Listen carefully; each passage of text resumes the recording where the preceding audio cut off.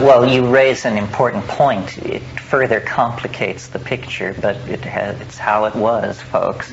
And that is, the reference here is to Neoplatonism, which is a kind of parallel tradition to what we're talking about. Plato had at least a couple of phases in the evolution of his thinking. The young Plato is a rational thinker, but the later Plato, apparently after he fell under the influence of Pythagorean schools, it becomes a full-blown mystic. And then in the late Roman Empire, now this is almost 1,000 years after Plato. We have to remember, in our minds, all these people get squeezed together like they could all have dinner together. But, Plotinus is as far from Plato as we are from King Canute. So you have to bear in mind the scale of history. But so 900 to 1,000 years after Plato, a Byzantine school of philosophy arose around Porphyry, Plotinus, and Proclus as the major exponents. And they worked with the late Plato and elaborated a beautiful mystical cosmology. This is what I did a workshop here on a year ago. And many of those ideas and terms parallel conceptually the stuff in the Corpus Hermeticum. And if you're of a certain intellectual bent, you may find yourself more comfortable with the Neoplatonists than with this.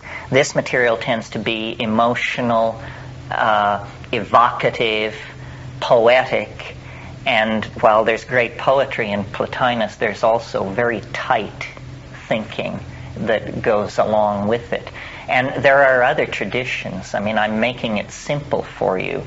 There was a whole tradition of what was called the Chaldean oracles, and this was a collection of 100 or more fragments, all of which were the great commentary of Eusebius in 30 volumes. Iamblichus, one of them. That's all lost. We don't have that material, and it is, in a way, the most mysterious of these traditions because it just didn't survive. And it may be that the Chaldean oracles, is the missing link to push this stuff back several centuries deeper into time, because the Chaldean oracles may actually be pre-Platonic. There's considerable evidence of that. But these are very arcane matters. I mean, you have to give yourself over to a lifetime of learning these languages and the philology of these languages to penetrate this stuff. The Hermetic corpus was largely Alexandrine. There were also Christian Platonists in Alexandria. There were certain centers: Rome, Byzantium, Alexandria, Heliopolis in Egypt was a cult site that was maintained for a very long time.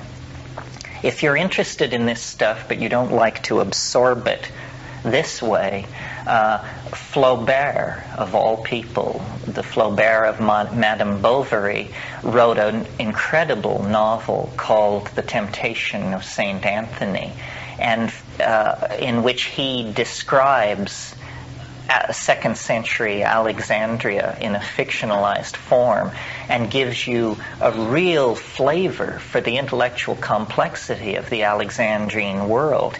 You see, Christianity had not yet gelled. It was many things. So you not only have Gnostics of 5 or 6 schools, Simonists, Valentinians, Basilidians, and so forth. But you also have Christians, a number of cults calling themselves Christians, that were also in furious competition. Docetists, Montanists, and later Nestorians.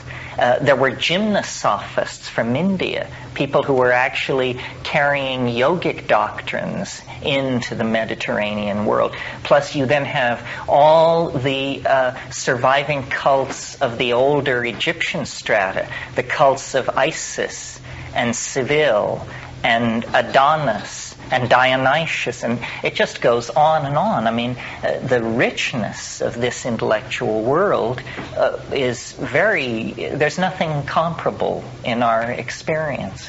And it shows the passion with which people were trying to understand the dilemma of a dying world, because this is what they were confronted with. The intellectuals of the empire could feel it all slipping through their hands.